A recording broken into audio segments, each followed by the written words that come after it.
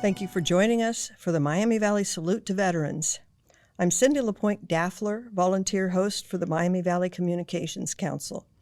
My husband was killed in Vietnam in 1969. He was posthumously awarded the Medal of Honor. Being around veterans and talking with them, hearing their stories, their thoughts, is my way of honoring my husband's legacy. We hope that hearing these memories from the veterans of our community will help us all better understand the dedication of those who have served. Today we're talking with Felita LaRock of Dayton. Is that correct? Correct. A U.S. Air Force veteran who served from 1994 to 2014. She will tell us the story of her time in the military. Thank you so much for joining us, Felita. I am so excited. I am too, Miss Cindy. Thank you so much. And thank you for your family's dedicated service to our country.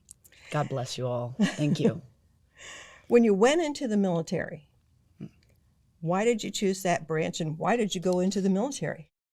Oh, well, a broken heart. Oftentimes I share the story that I was in a relationship and things, unfortunately went south as they did. And I wasn't certain whether to either join the monastery or the military. So wow. I chose the latter. Good choice. And, I decided to join, and I had lived in Springfield, Ohio at the time. I'm originally from Newark, Ohio, born and raised. Okay. So college education brought me to the region back in 1986 and at Central State University. So I decided to walk into a recruiter's office. Staff Sergeant Wilkinson was the recruiter at the time. And I had already had, a degree and a half or so and been through a lot of professional educational, status. And I was like, well, this is what I do. I sing. I went to college. I learned, I was an educator in music education for a while in Springfield. And I said, but what's this thing with the military? Now, what I really was unaware of is that I was actually walking in, standing on the shoulders of family members who have served. So my uncle, he was in Vietnam, in the Army. I had an uncle who was Marine at the time. I have an aunt who is a retired lieutenant colonel. She was a chaplain. The list goes on. My stepfather, he was retired Air Force. So there were a lot of these individuals in my family, but I just kind of, I guess maybe as a young girl, you're just kind of living life and growing up. Mm-hmm. So the Sergeant Wilkinson, he was like, yeah, well, we actually have a band. I was like, a band? What do you mean a band? Like marching band, instrumentalists, singers, and perhaps you'd like to audition. So I decided I could try that. And I had gone to see a Whitney Houston concert at the Nutter Center the night before my audition. Wow. Hugely inspired. I went in, and there was one position available for a vocal slot.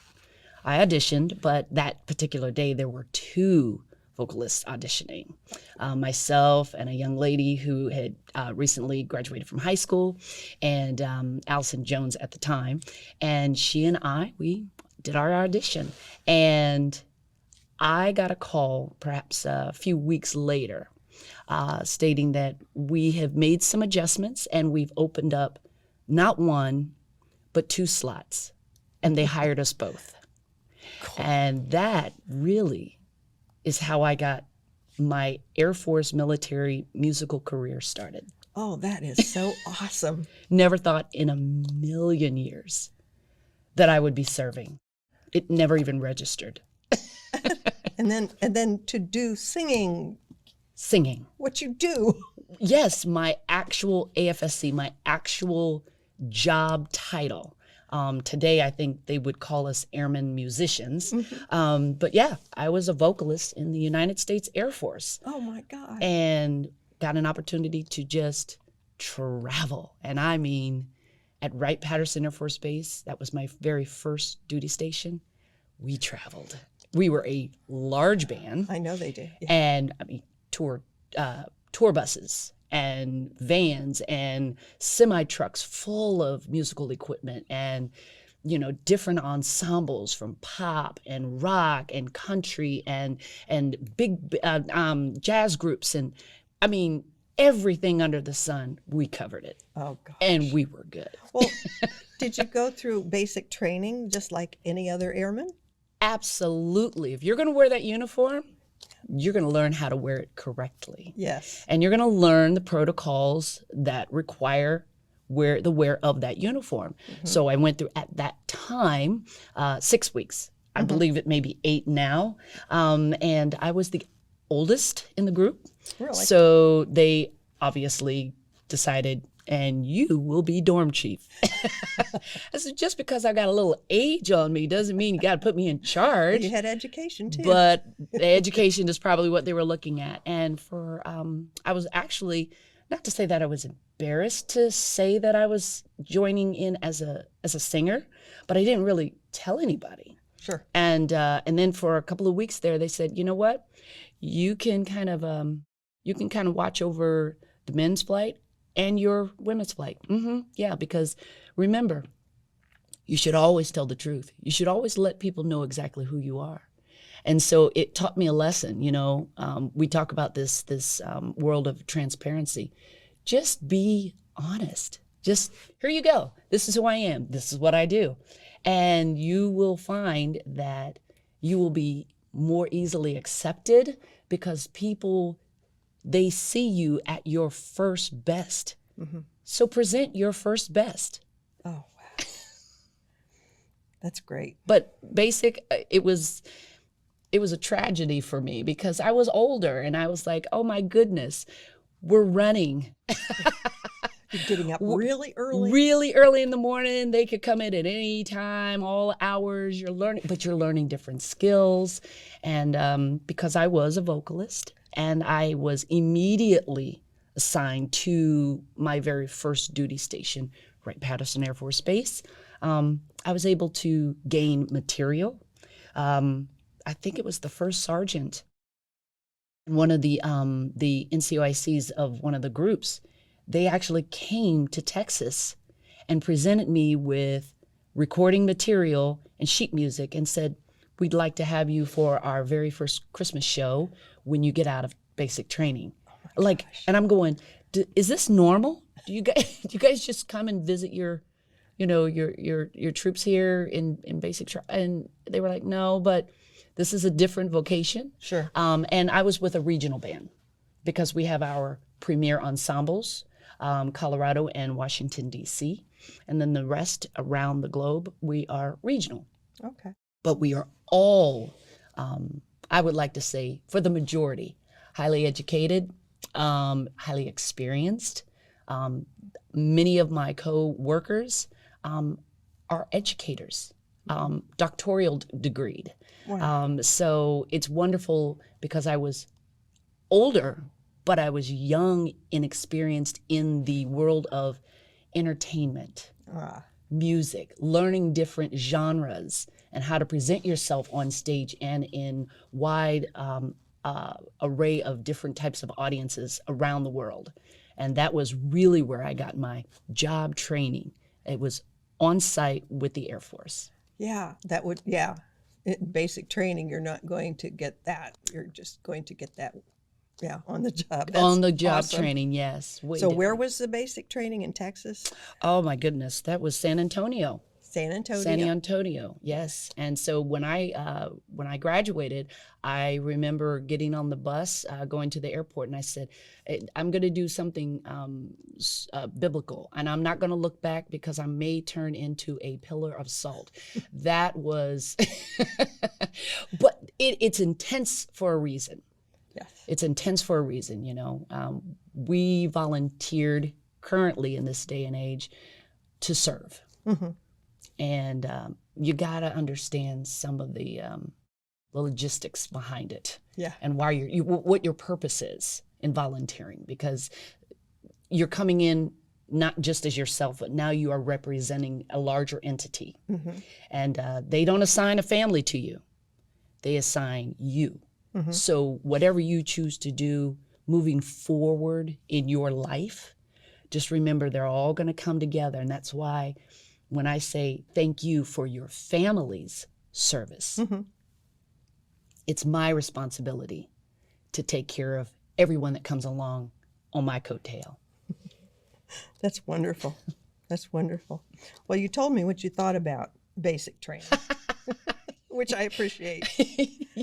So your advanced training was basically on the job, right? Correct. So with my vocal degree and a bit of educational support with that, I taught K through 8 in Springfield, Ohio, and then immediately joined the Air Force. And my very first job was a vocalist. There were, I want to say, somewhere between 6 and 7-ish, maybe one time 8 singers together. Wow. But I might be, it could be around 6 or 7. And so I was around all of these seasoned vocalists, you know, that had been in for years. Oh, that's and wonderful. I'm listening and I'm learning now, not just classical, Broadway, rock, country, patriotic. I'm learning how to deliver, how to be expressive, how to stay in the pocket, as they call it. Wow. I was a singer for the rock band for years, Systems Go. They've been deactivated, but reactivated via a new name. They're currently Flight 1. I've lived over in Japan. So that band, along with Wright-Patterson Air Force Base Band, those are the only 2 assignments in my 20 years. Wow.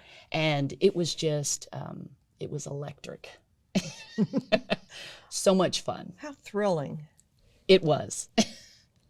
Well, does any particular instructor or person stand out? Do you still keep in touch? I would say the one who stands out in my mind is no longer with us, but it's because if it were not for him, I would not be able to say I had an amazing career in the United States Air Force, and that was Mr. Paul Shardle.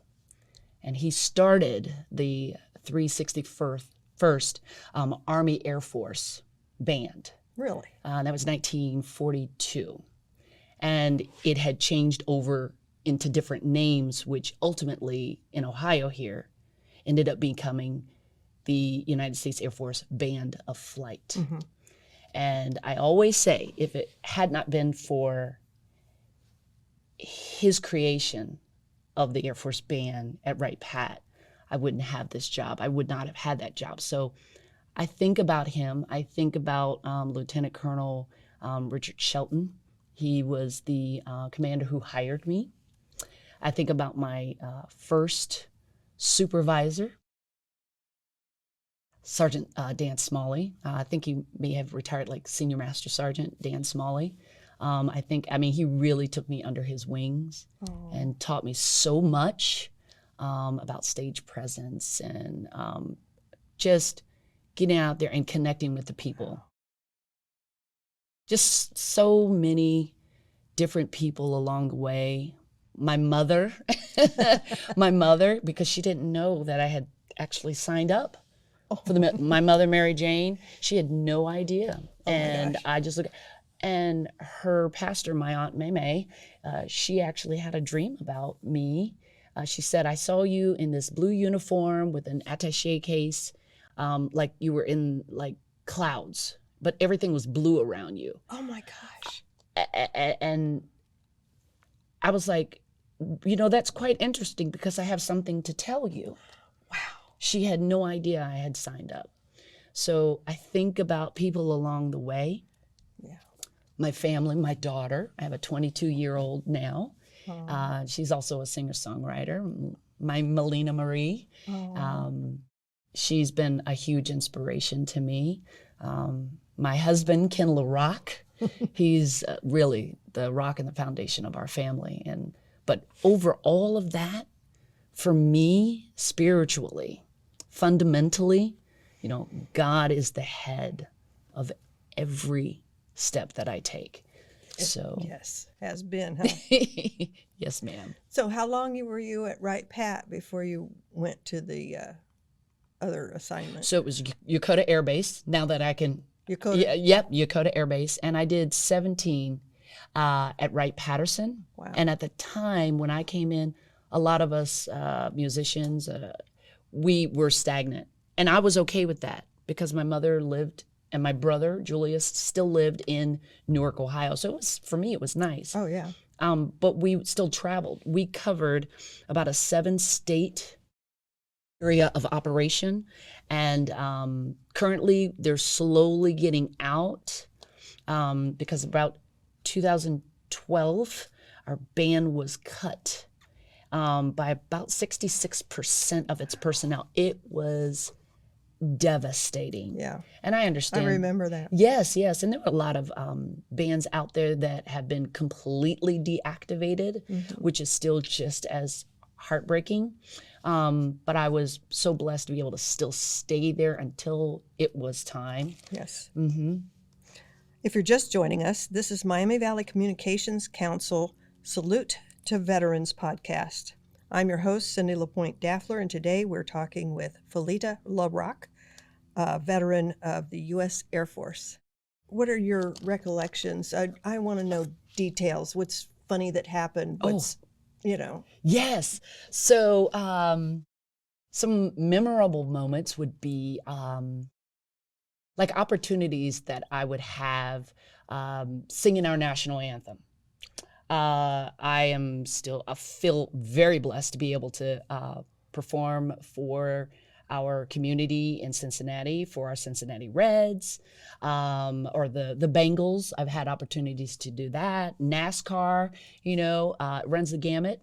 But I remember one time singing the anthem, and on the field, Deion Sanders, I believe he was playing one of his last baseball games. Oh. For the Cincinnati Reds. Wow. And I thought to myself, I'm on the same field as Deion Sanders out there. Like, it was just, little things like that.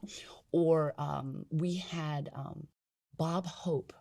He was getting ready to turn 100 years old. And the Band of Flight had this large concert. And one of our special guests on stage for that night was Phyllis Diller. Oh my God. Yes, it was incredible. And I got to sing this song, but Bob Hope's children, son and daughter, were in the audience. Oh. So we were doing this tribute on behalf of he and his family and his legacy. And I come to work one day, I don't know, months later, and there's this package. A package of Bob Hope CDs, a letter of thanks, and a small floral bouquet. Oh. That said thank you. We made sure that Dad got an opportunity to see this and hear the Band of Flight, and you were a pivotal moment for that night, and we wanted to say thank you so much. Oh my gosh. That kind of thing always is so awesome to reflect upon. Oh, one night I got a chance to be on stage and perform with standing center, dead center, with the Miracles. Yes. Wow. Yes. So a lot of us, especially the premier ensembles, we have these amazing opportunities to be with, the artists that we love. We listen to all the time on the radio. We buy their music. Yeah. But we go to their concerts and performances. But to be a part of it with them on the stage. Oh my gosh. Restless Heart, Lee Greenwood. Oh, wow. I was on tour with Lee Greenwood. Like, who does that? Who does that? So fascinating. Or the moment that I got an opportunity to sing with my own daughter for the first time. She's a singer-songwriter. Right. And she calls me up to sing with her. And I'm thinking, wow, the script has really flipped. Yes. And I thought, pivotal moments. Mm-hmm. Yes. It is. Yes. Oh my gosh.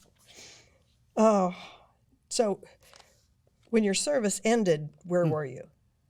So I returned back to Wright Pat. Okay. So I did about 3 years at Yokota Air Base. Oh, okay. And came back and finished up, and it was wonderful, but it never stopped.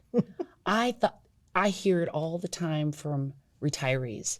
Well, I'm retired now, but I'm working harder and I'm working more than I did when I was in uniform. And it has been great because from Dayton Strong participation to anything that I would do with our Dayton Philharmonic Orchestra, I've done a multitude of performances with them. I'm so happy with Mr. Neil Gittleman constantly calling me and giving me the opportunity, even outside of my uniform, to still participate, feel relevant. I've done things with the Dayton Ballet, Wow. The Great Gatsby. I was a bluesy jazz singer, just the fun opportunities. I've even done a Christmas album, a jazz Christmas album called 3 Cheers for Mrs. Santa Claus. You can go out there and find it. It comes with a book. I've done some fun stuff. I've been able to do a children's jazz album with one of Centerville's very own music educators, Bill Burns, and it's called Jazz Advice. And if you want to teach your children about not only jazz, but the history of jazz and its history of artists from your great state of Ohio, that's a great one. There's just so many things that I'm still doing. I'm not sure when this will air, but even for Veterans Day, which is coming up on Saturday, the 11th of November, as we pay homage to those who have lived, served, fought, and some have even ultimately paid the ultimate sacrifice for their lives. For us, I had to put together a little band. So from 7 to 9, we're going to be at Wandering Griffin in Fairborn, Ohio. Oh, wow. And you come out and you can enjoy food, drink, and entertainment. And I'll be a part of that new group. We're called In Real Time. So that is what I love to do, participate in community functions, events, and activities. It's not just Ohio, but I travel. I'm with big band orchestras, the Kim Kelly Big Band Orchestra, Really? Bob Gray Orchestra, my own Heisey Wynn in Newark and Granville. You name it, from here to Timbuktu. Put me on a plane, put me on a train, get me in a car. I'll even ride on a scooter. I will come to you and I will do what God has called me to do.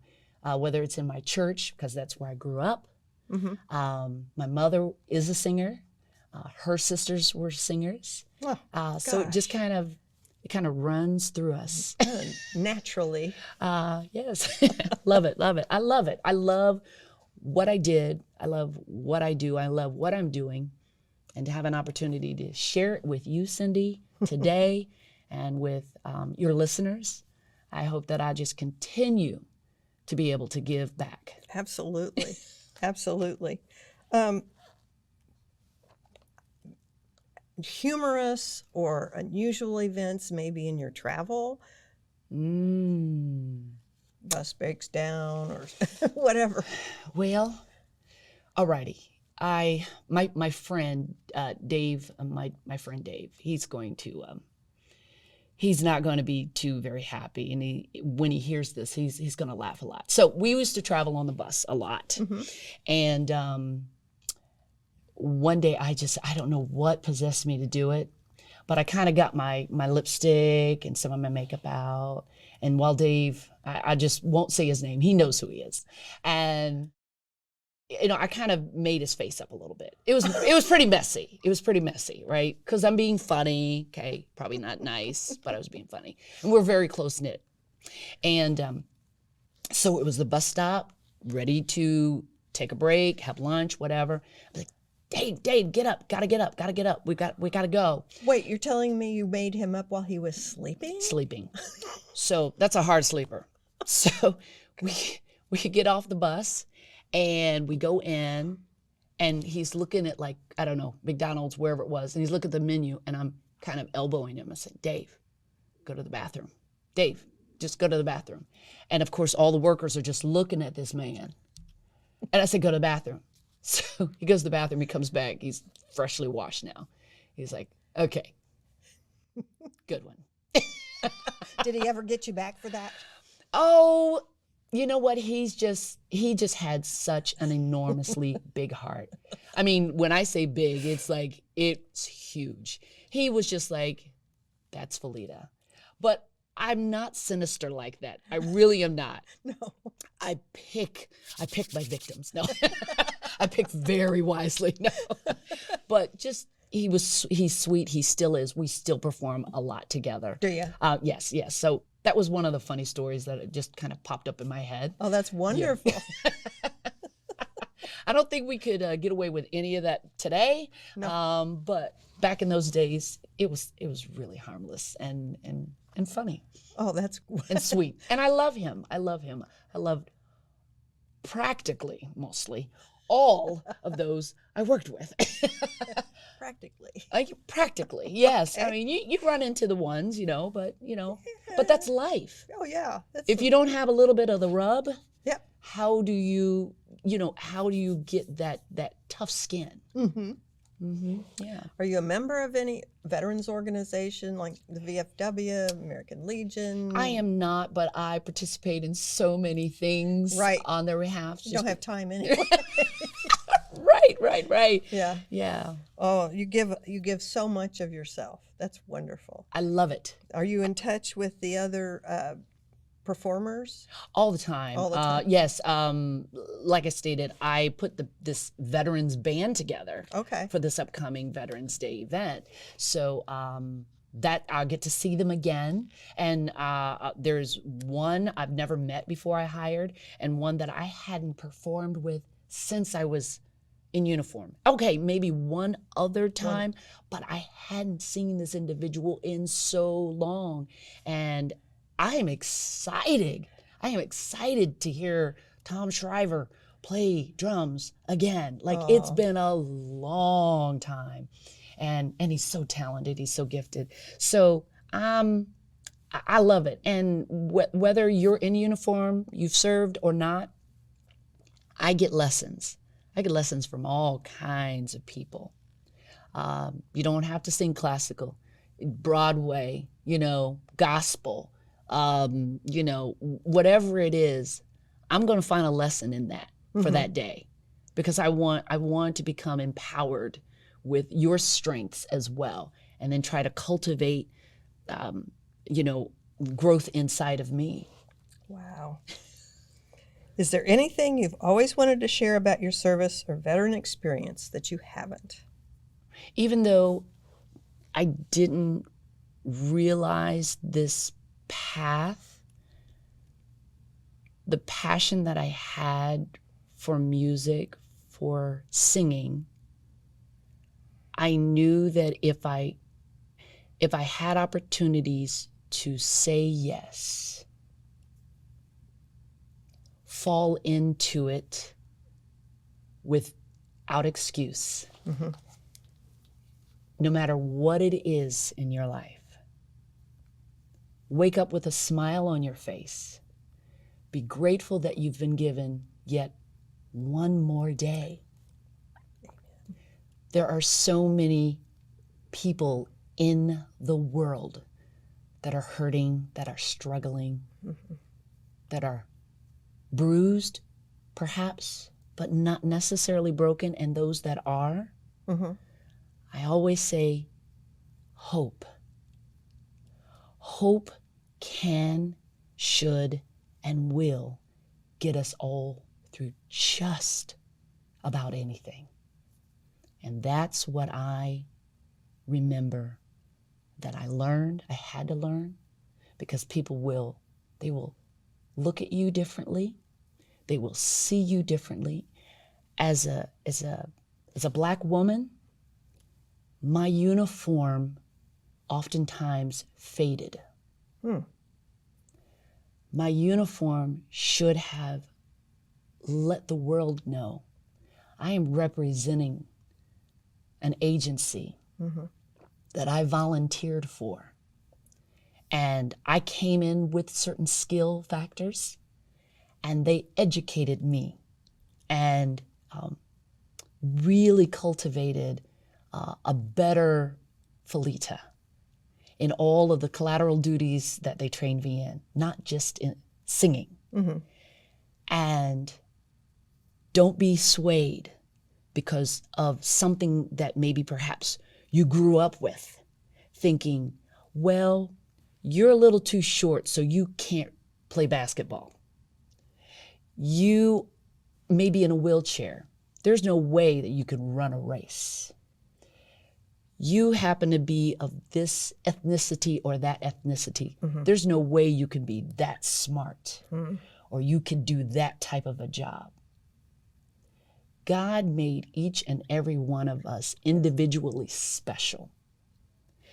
We're different for a purpose, because the differences create a stronger bond. And that is how I would always have to come to sing my national anthems, to perform and entertain you. I'm uniquely different than my co-vocalist or my co-musician. We all have something really stellar to bring to the table.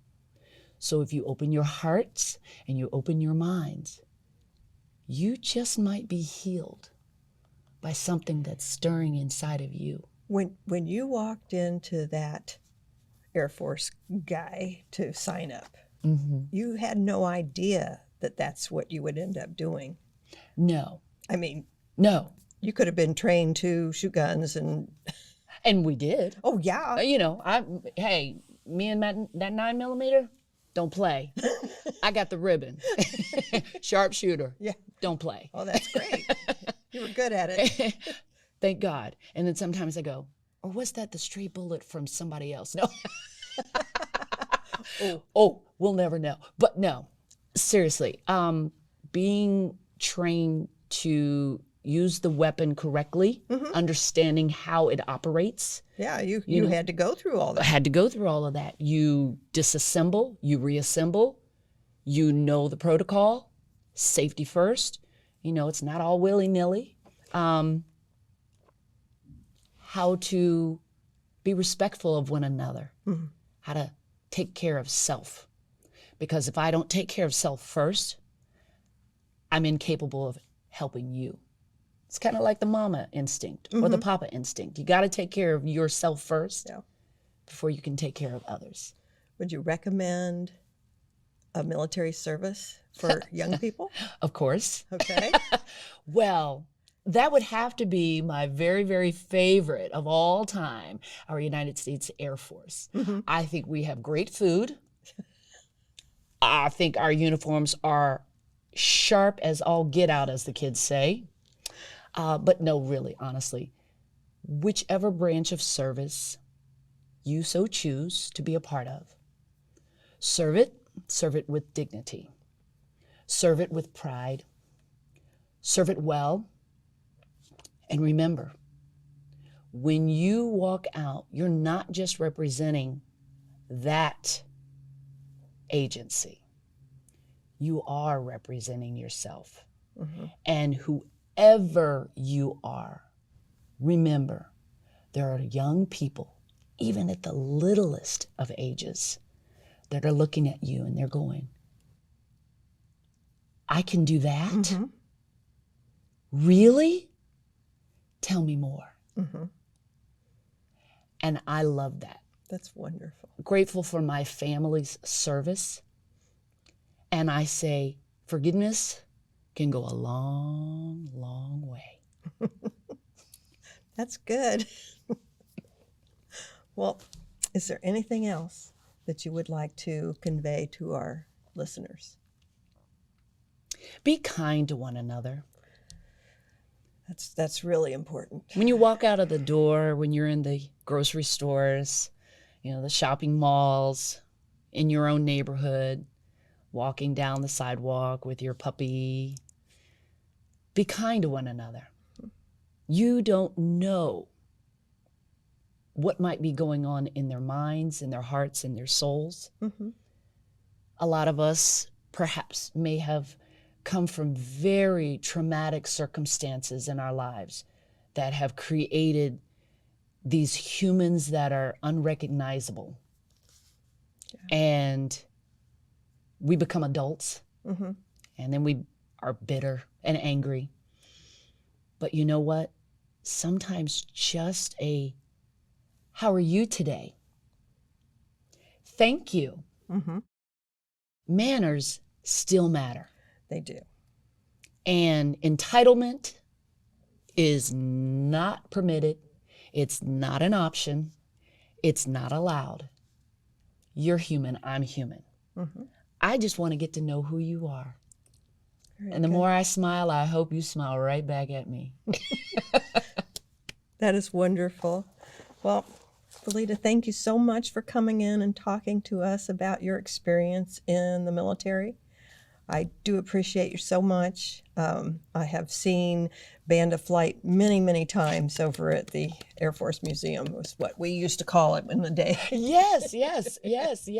And I just always enjoyed it so much, and I've even seen it at the VA.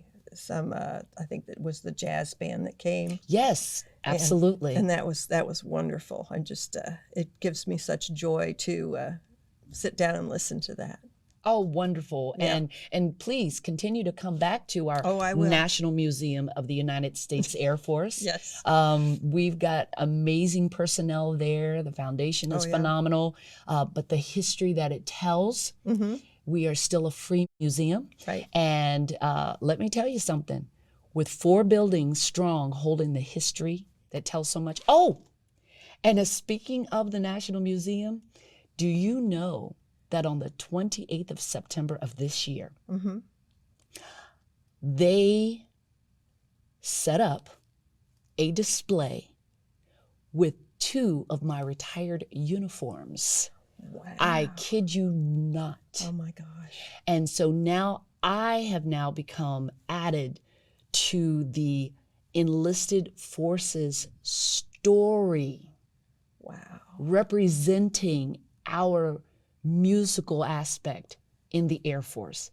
So come see all of the history. Yes. And I can't believe that I have been blessed to be a part of that. I know. That is so awesome.